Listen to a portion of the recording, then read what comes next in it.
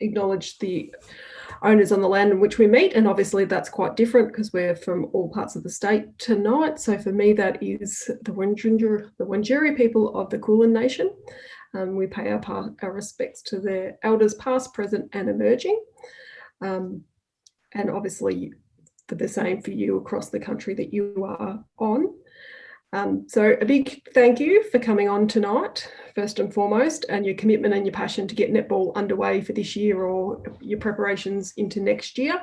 And let's hope that we get a great mini season away into the end of this year and come back bigger and better for next year, with the confidence that this end of season run will give us. As usual format, if you haven't been on before, if you've got a question, pop it in the chat bar and I'll keep my eye on that while Mel's running through her slides. If I know that Mel's going to answer your question, I may not immediately jump in and get involved, but I'll also give Mel a break here and there and throw some questions in. So don't hesitate if you're thinking it, ask it, and we will cover it off at some stage during the presentation. And if you're thinking it, someone else is probably thinking it too. So be brave and chuck it in the chat and we'll have a good discussion. Over to you, Mel. Cool, thanks AB, and absolutely, and probably more tonight than ever, really encouraging your questions. We and ahed a little bit about offering another return to community netball information session, given that we only were speaking to you guys, I think it was 3 weeks ago, but know that there's a number of metropolitan associations who are getting up and running, and the other big questions that we're getting at the minute are around rep team trials or team selections that we thought it might be good just to give you guys an opportunity to ask those questions, but also for us to provide some information about how to go about that. So again, really thankful that everyone's jumped online and is open to receiving the information that we're providing. We're in a little bit of a holding pattern too. We've got potential announcements coming out on the weekend, and other than a bit of guesswork again, we're not sure what that might entail, but we'll touch on a little bit of that as we go on tonight. Now, what will be covered, we'll just do a really quick overview and a review of the return to community netball guidelines, just to make sure that everyone's across the detail. The checklist and COVID safe or return to play plans is another question that we're often getting from associations who are being asked to complete some tasks for council or in order to access their venues. And then the main questions that we've been getting from associations are around recording attendance, rep team trials and Netball Victoria membership. So we'll touch on all of those things tonight, but yeah, encourage you guys to file through any of the questions that you might have. So just to kick off the overview, where our metropolitan counterparts now join regional Victoria, and we're stuck on the use of outdoor venues only at the minute. We'll get to the indoor space in a couple of slides. Contact training and competition for people 18 years and under, and non-contact training for adults. There's still a requirement when we're not participating to maintain that 1.5 metre physical distance. If you feel unwell, don't attend, and a number of people at our venues, unless, again, of course, you're participating, everyone's required to wear a face mask.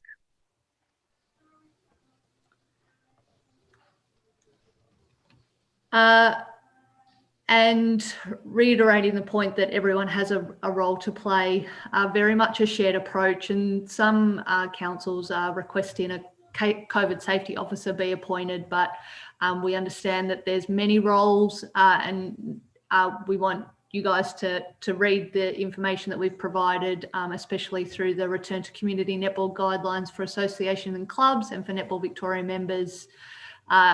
And one of the other things that we're picking up or we're hearing is that really make sure that information is trickling down. So the people involved directly in your association might be across the detail. You guys are hearing this information every 3 weeks as we're connecting with you, but really make sure that information gets to your clubs and then make sure the clubs are passing and teams are passing on that information to their players, their team managers, their coaches. So sometimes we'll get feedback from coaches saying, I didn't realise, or I didn't know, or I wasn't sure, or no one told me. So how we can really make sure that the information is trickling down to the people that are there on the day in a competition management or an actual physical role, and understand that that's not totally your responsibility, but how we can make it really clear that clubs or teams are passing that information on.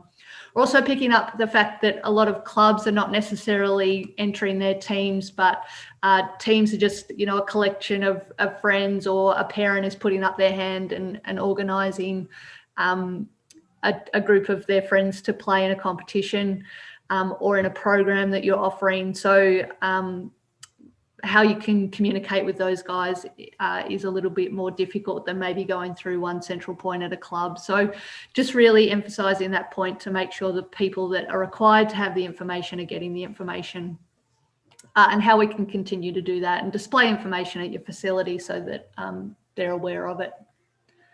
And maybe not just at the front door, but how much you can scatter it across the venue. One of the questions that we've been receiving is around Netball Victoria's goodwill reimbursement policy. So just to confirm, that policy did conclude, or the process for applying for a reimbursement concluded on the 31st of October. And there were a number of options that individuals could take up. So anyone that has requested a full reimbursement, so asked for all of their money back and were eligible to receive a full reimbursement, they've pretty much forfeited their 2020 Netball Victoria membership rights and all membership benefits. So they're no longer a Netball Victoria member. They've been deregistered from My Netball. And if they do want to participate, they will need to register again. Now, all membership prices have been discounted by 50%. And just a reminder that if you're planning on running a competition that's requiring members to purchase a Netball Vic membership, you'll have to adjust the price on your My Netball products. So if you need any help or support with that, let us know. But that'll need to be done before you start to accept registrations. But anyone that requested a full reimbursement will be deregistered and they'll need to register again. Anyone that has requested a partial reimbursement or pledged their membership, they still retain their 2020 Netball Victoria membership and all membership benefits, including personal accident insurance. So they're still registered. They don't need to purchase a new registration for 2020. They're all good. So that's for anyone that's got a partial or pledged their membership. And those that have chosen to roll over their 2020 membership, again, they're in the same category as those full reimbursements. So they've essentially forfeited their 2020 membership, and they'll be registered before the 2021 season. So Netball Vic are going through that process at the minute. If those members do want to play, they'll still need to purchase a 2020 membership and go around again. Yep. And just jumping in there, Mel, just to clarify that those deregistrations are largely up to date. There's only a few to go that have come in late in the process. So you should be able to look at your membership lists, etc., and they should be accurate. Anything else you wanted to add on that one, AB? Nope, you've covered that off well. And we are getting a few questions to Netball Vic, so it'd probably be very good in your communications out to your members just to emphasise, particularly with the 50% reimbursement, we're getting the questions from that cohort more than anyone else, but just reassure them that yes, they are still a financial member of Netball Victoria. We have also, sorry, I've just been prompted here, provided some information on how to run a D-Reg report. So if you need help with that, do reach out and we can talk you through or provide you with the information on how to do that. So you can just have a quick look at who from your organisation may have taken one of those options that has meant that they're deregistered. Yeah, that might be something we can actually include in our email out. post session for everyone, just so you've got it. Yep, good to go, Mel. Cool. So just again, really quickly covering, I won't spend too much time on this, but the age groups and limits. So we're currently at 18 years and under, contact and non-contact, and it's great to see some of the associations adjusting their age groups and choosing to change their 17 and unders to an 18 and under age division so that those members can participate. So that's really good to see. Sorry, just trying to let someone else in. And anyone 18 and over the age of 18 or adults, group limits apply. We've had some questions around the group limit. So we're suggesting 20 people per court for adults. Now, adults at the minute have to maintain 1.5 metre physical distancing whilst they're participating. So that can be quite difficult when you've got 20 people on a court. So a bit of common sense will apply in the activities, or that, you know, it might be okay if you're doing straight line running, but anything other than that, it's going to be really difficult to maintain that 1.5 metre physical distancing. So adjust as you go, I think, and have a play around with that. But 20 is the limit that we've put on adults training. Travel restrictions. So at this stage, participants from Metropolitan Melbourne must not travel to regional Victoria to participate in community sport. Participants from Metropolitan Melbourne must not travel more than 25 kilometres from where they live to participate in community sport. And participants from regional Victoria can't travel into Metro Melbourne to participate. So we're a little bit hamstrung, especially the Metro associations, in terms of fulfilling the needs for all of your members.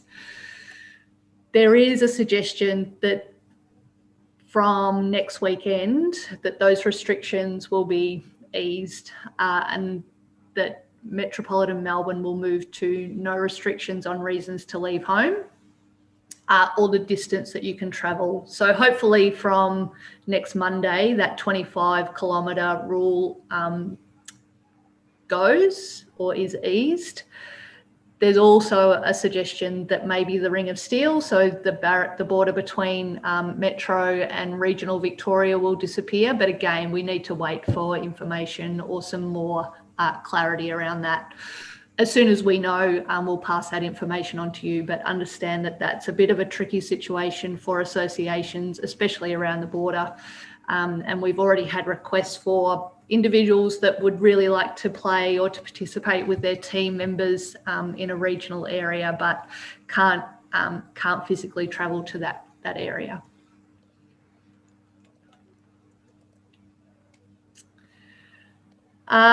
So the venues, access to venues at the minute, please use that updated checklist. And for those associations and clubs that are being asked to complete a COVID safety plan, that can actually help with that. We're looking into adjusting our return to play plan so that you guys can use that a little bit more effectively to develop your own COVID safety plan. Essentially, they're the same thing. So we'll tweak that and upload it onto the website as soon as we can. But that updated checklist is really a good way to start the process and to work out the things that you're going to need to do in order to create a safe environment for everyone to participate in. At the minute, across Victoria, we have access to outdoor venues. Now, indoor venues remain closed in Metropolitan Melbourne. Across regional Victoria, we can start to use indoor venues, but that's for non-contact sport for 18 years and under only. So from Netball Victoria's point of view, because we do have access to outdoor venues, we're not really endorsing or advocating for the use of indoor facilities just yet. Once we get the green light, again, we'll provide the information. But you know, there's some indoor associations who are offering people to come and use just to have a bit of a shoot around if that's what they want to do.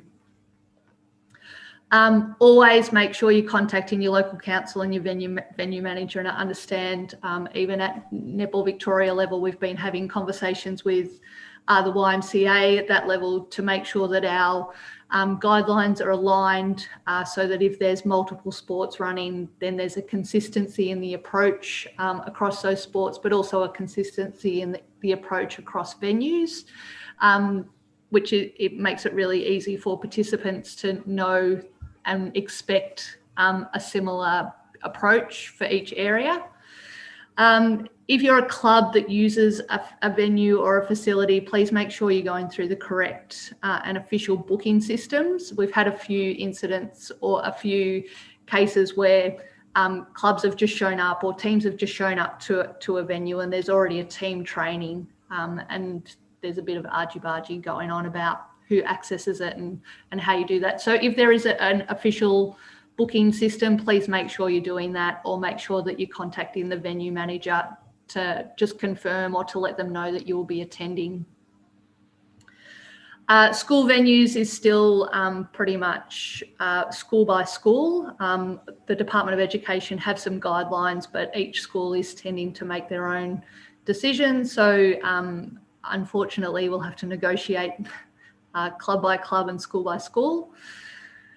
And again, just make sure you're communicating and have the signage available so that members know exactly what the expectations are. So yes, run across the indoor venues, but from the 28th of October, indoor venues could open in regional Victoria for non-contact training, and Metro will be announced soon.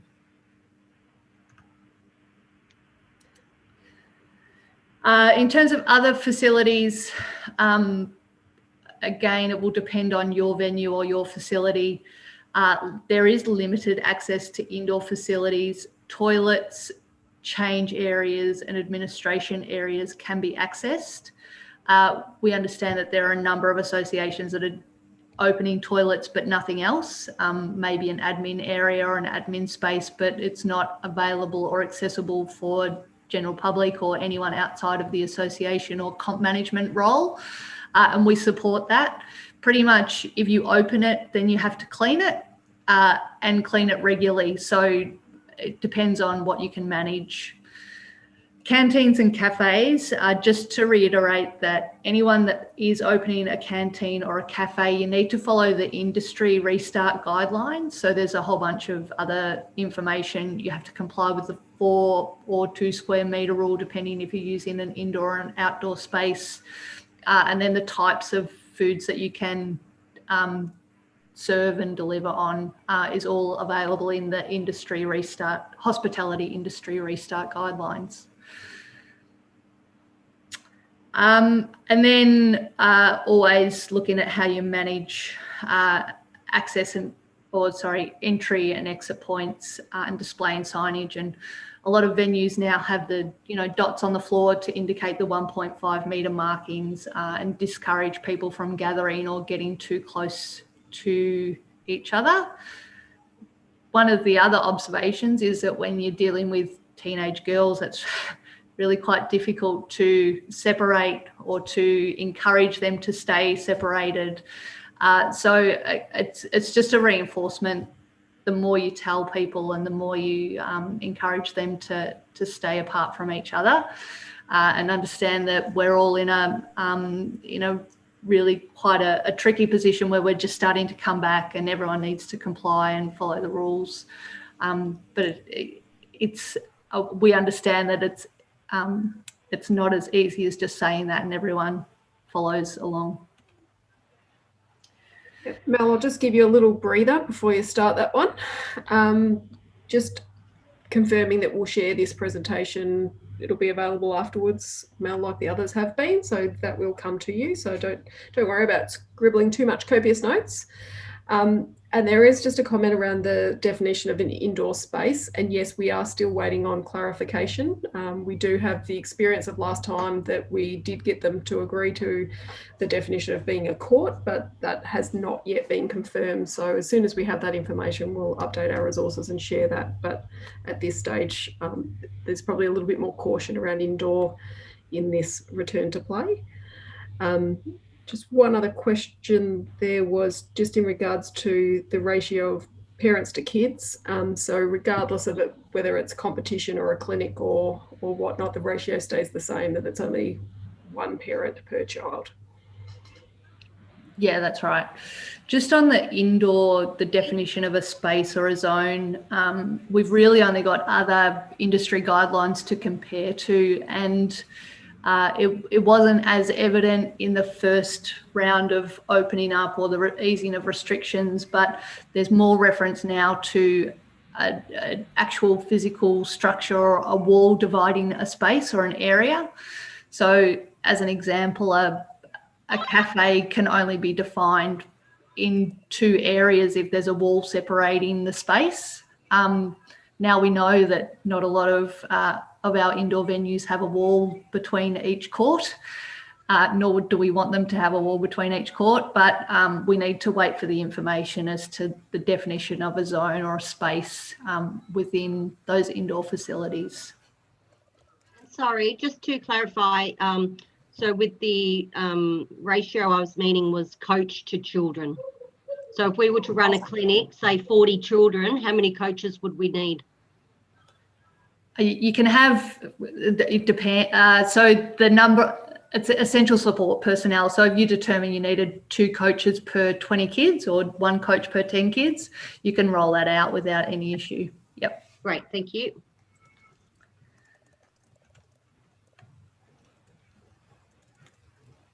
And so, yeah, just touching on the spectators, and it is a guideline around 1 parent or guardian per child. If that child can participate without the supervision of a parent, then we're or a guardian, then we're suggesting that they actually drop and go, which we don't want to encourage, but just in this interim period. People required to supervise participants are permitted, or required to support those with additional needs are permitted, and a maximum of 1 parent or guardian per child. Those parents need to abide by gathering restrictions, and where possible, restrict siblings attending as well. Now, we've had a few questions again about the size of an area, or some courts just don't have the accessible space for that number of parents to come into an area and stand courtside and still maintain physical distancing. Our priority is the physical distancing. So if you can't have 10 parents in an area and they can maintain that 1.5 metres, then you can't have 10 parents in that area. So they'll need to either stand outside of the court area and not come into that space.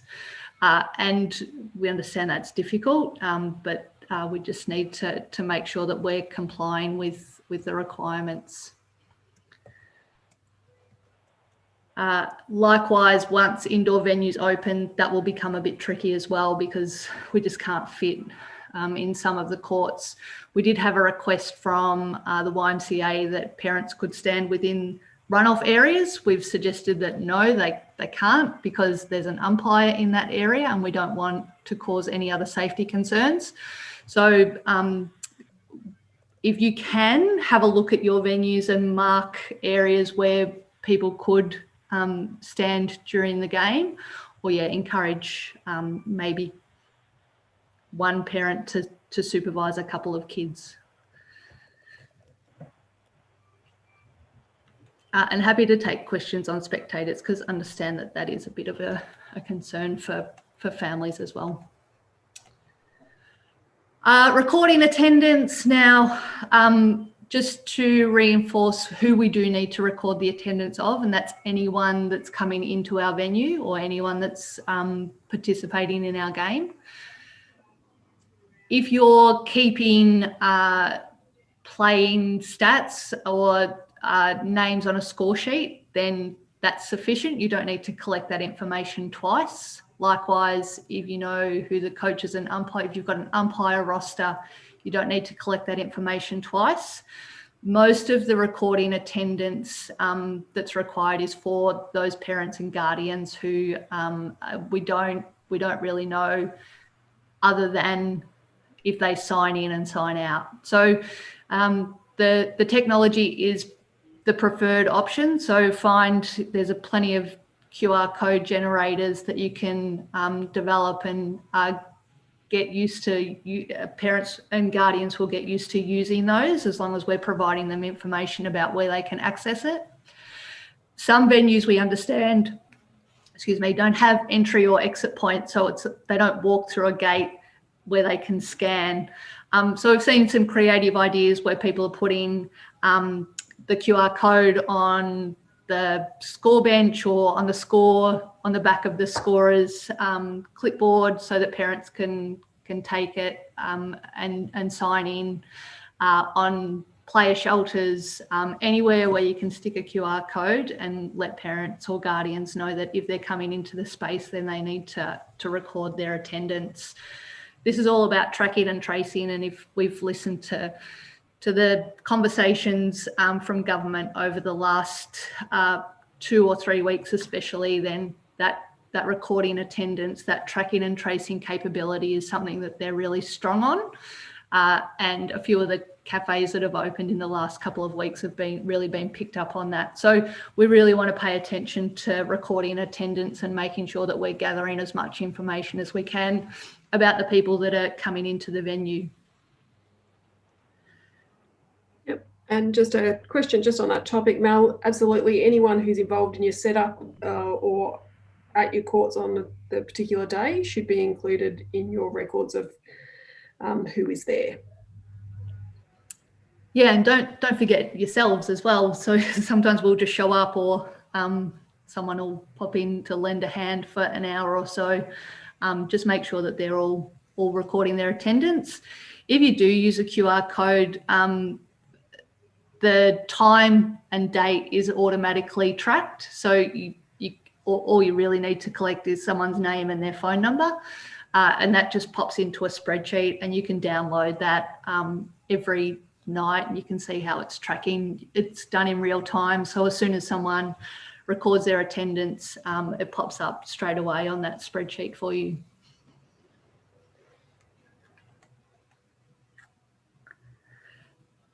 Face coverings, we do have a separate resource for this.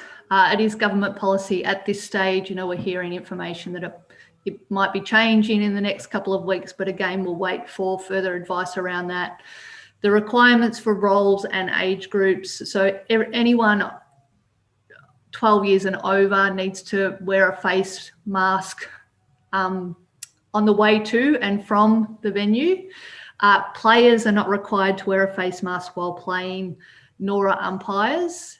We do recommend that coaches wear a mask while they're coaching if possible, but we also understand that it can be quite difficult to communicate with players while wearing a face mask. But if they're not actively engaged in coaching, then make sure that their face mask is on them. And scorers are required to keep a face mask as well. Now, there's some practicalities around a face mask. If you're a player and you're running from the car to the court and you get to the court, what do you do with your face mask? It's a very good question. We've had some suggestions that team managers would just put them in a bowl or a dish or a box. That's probably not the best suggestion, because then they're just mixing. So maybe little Ziploc bags. If players do have a bag, make sure that they're putting them in their own bag and not mixing them with other people's masks. So the points are around not just putting them all together, not just chucking it on the ground because it will blow away, but having somewhere to put it. And a bag is totally fine.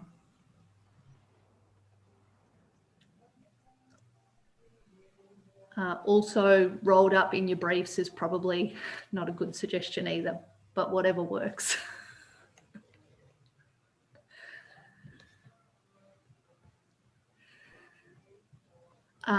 Keep going. Yeah, sorry, Mel, I was just trying to catch up with just a question on my netball and generated scorecards about the capability for coach and scorers' names to be captured into 2021. Scorer, I think, would be much more challenging because your scorers can change week to week. Certainly, I've seen coaches on team sheets before. Mel, have you got any other?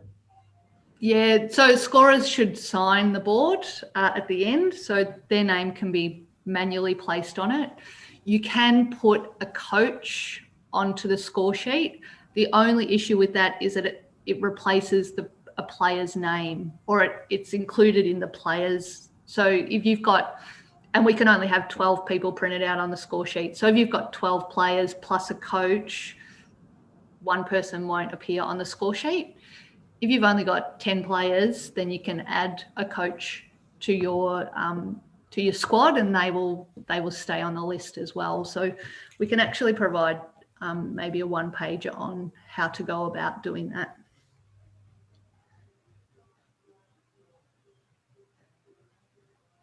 Back to you. Yeah, or write them on there, but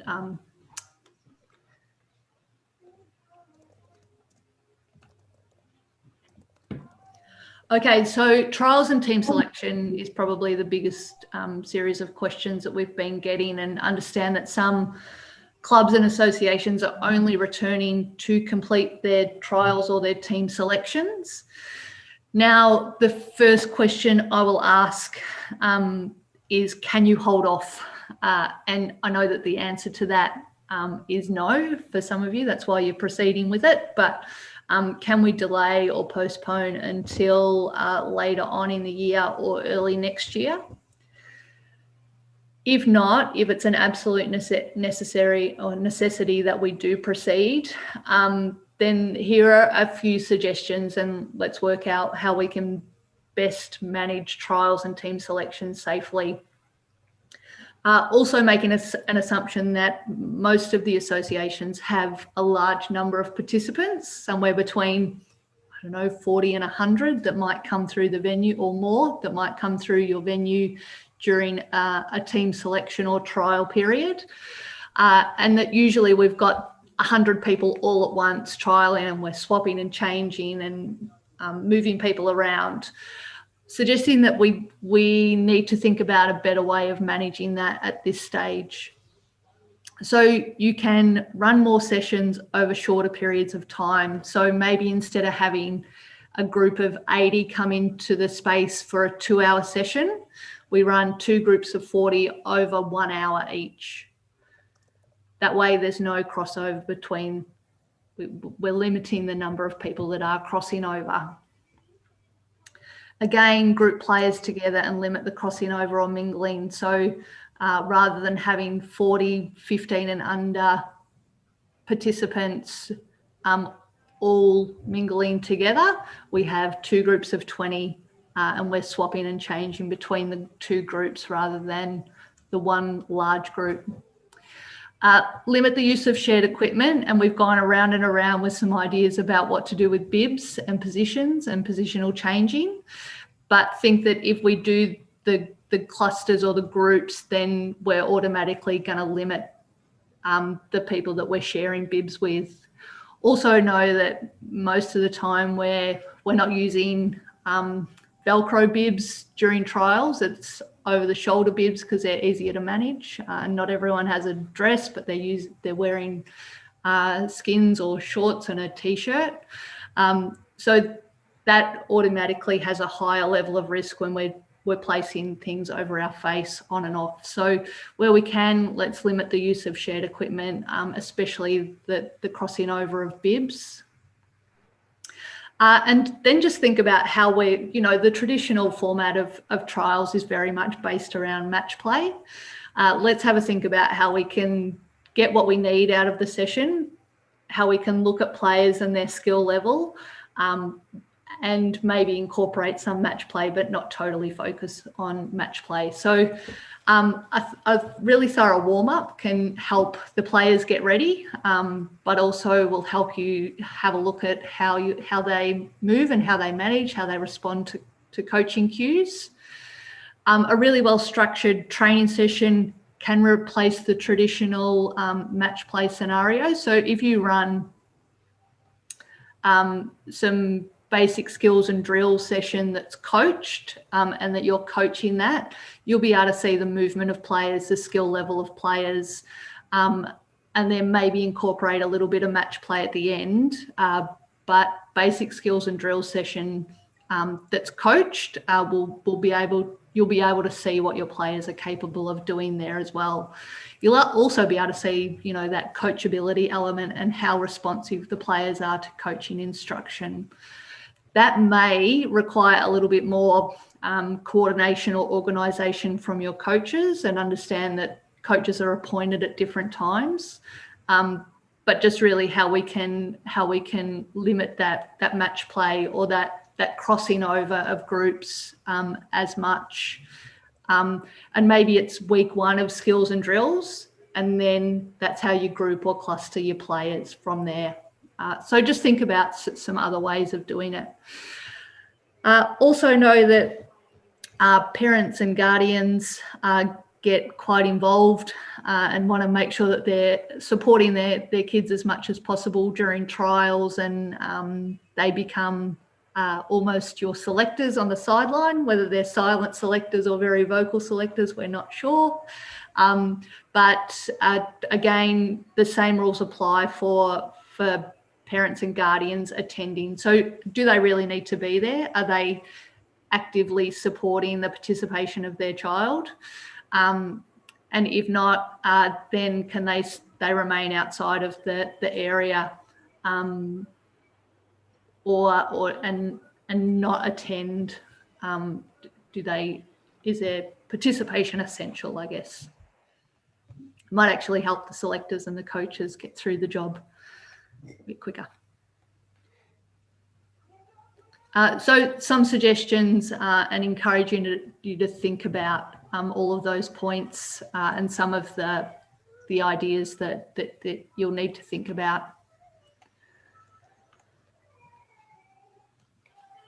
And here's my attempt at creativity and a visual. But you know, if we've got a pink, team blue, and team teal playing, then the potential for the crossover and the mingling, once you start to shift bibs or shift people or add someone from the blue team to the pink team and the teal team to the blue team, then you've just got a mishmash of people, and it's really hard to distinguish who's come into contact with who. And again, you've got exposure to 80 people rather than exposure to that one group of 20. So just think about the crossover and the mingling in particular. We've touched on the health and hygiene messaging. I will just put out there that we've got A3 and A4 posters of these key pieces of information, and they can be downloaded from the website. You can print them off and laminate them and stick them up, but they're just on the resources page, and it's just that initial image that I showed you in this presentation. Yeah, just the final, the website information with all of the resources. And we did mention at the previous information session, and the information that I've just touched on regarding trials and team selections, there's a little bit more information about that. So there's a guiding principles document, and that can be found at the Return to Community Netball website that you can download. It's also got some drills and skills sessions that are taken from our Talent Academy program or our high performance programs that those guys have put together. So you might want to, if you haven't already, had a look at that. And yeah, any other questions, just email participation@netballvic.com.au.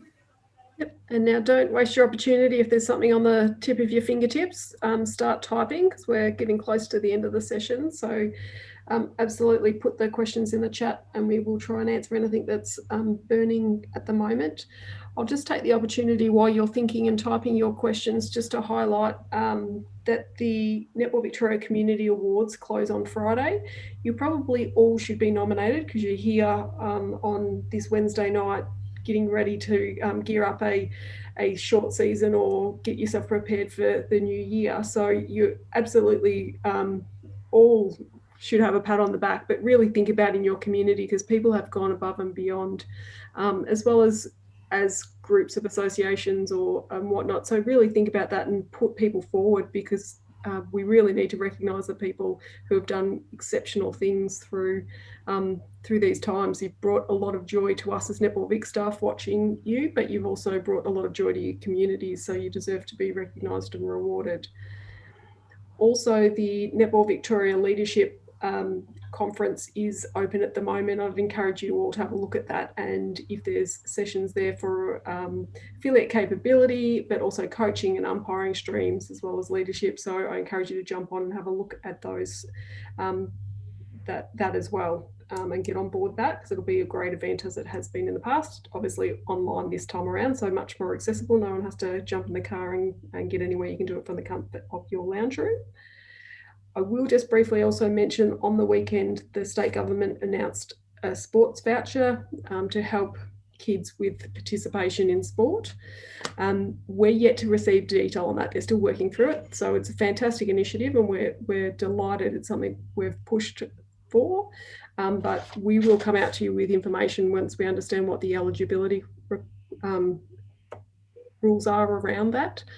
So we think it will be something along to very much look after the families that need support financially to support participation, but we just don't know what that looks like or how it will be administered at this stage, and it is for next year. So nothing to worry about right now, but we will provide you with more information as that comes to hand into the new year. So I don't see any more questions, Mel. Yeah, I think there's a few more that have come through, Amy. I think no. Maybe not. I will just, there are a few people online that have already started their competition, and I'd be interested, even if they want to take themselves off mute, or put something in the chat, but maybe just one thing that they think of, whether that's the communication with members. And I know a lot of the associations that have started have been really good at reinforcing that messaging. Or that perhaps they see people that are doing a great job in week 1 and then they forget about the rules in week 2 and they have to be reminded for week 3. So just if there's any, in particular the regional associations, because they've started, if they've got one piece of information or advice that they would give to their metro counterparts who are just about to get up and running.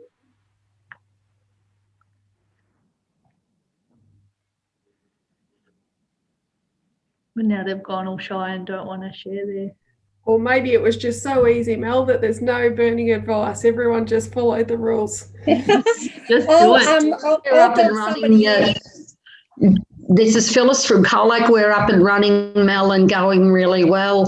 We've communicated with everybody. We've done what you've said, put laminated signs and everything up. We've got a procedure for playing and also COVID officers, and it's all going really well. People are happy to be out there and doing the right thing.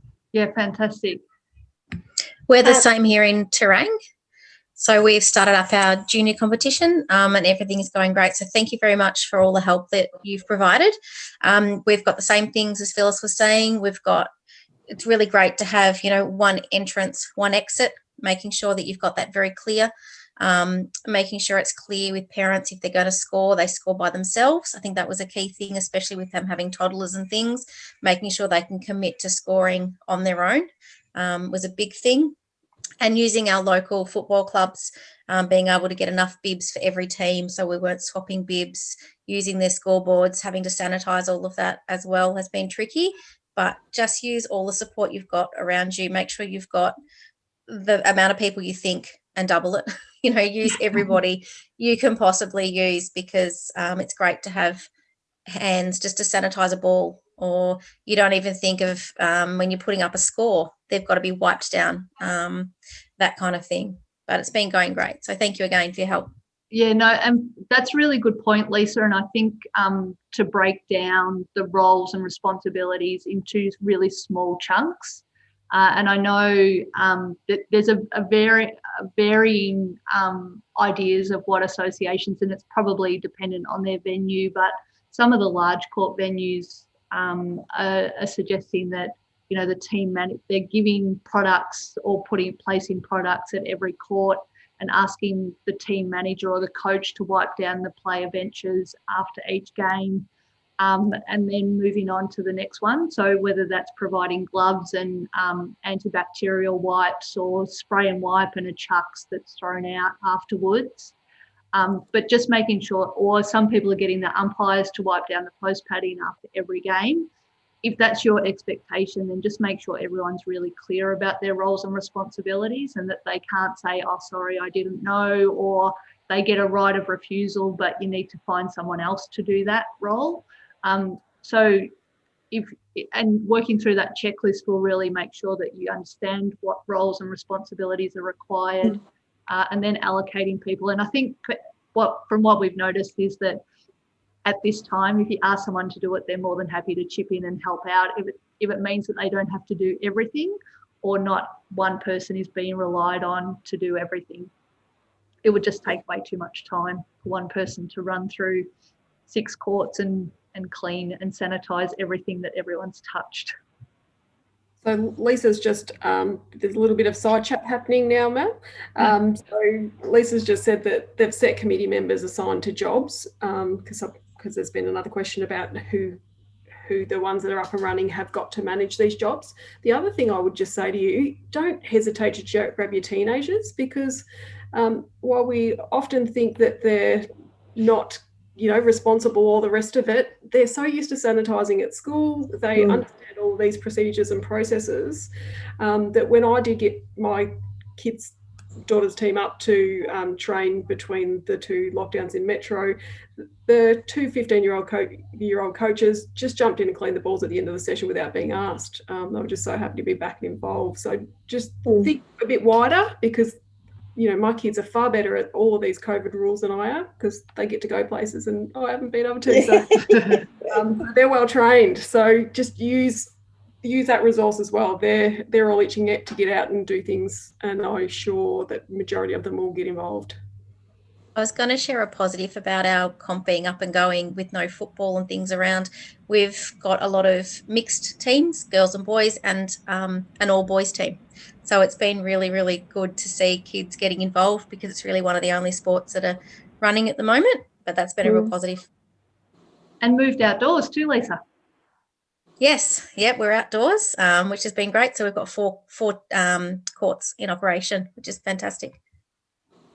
First time, I think, in a long time we've been outdoors. Yeah. Hopefully the weather keeps going okay for you. But Mel, just a serious question here, just in terms of if there is a positive case and how we respond to that scenario. Yes, absolutely. So we've got a dealing with a suspected case resource. It's just a 2-pager up on the website. And we learned a lot back in June and July when we were going through, or just prior to lockdown, when there were a lot of school closures and positive cases coming through the ranks. So have a look at that 2-page document, and it will give you some real clear direction. It really relates to these couple of points. So anyone that has had a close contact with a known or a suspected case is being asked to not attend. If they've had close contact with a known or suspected case, then the Department of Health and Human Services tracking and tracing, or that's why we're making sure that we're recording attendance and trying to limit groups.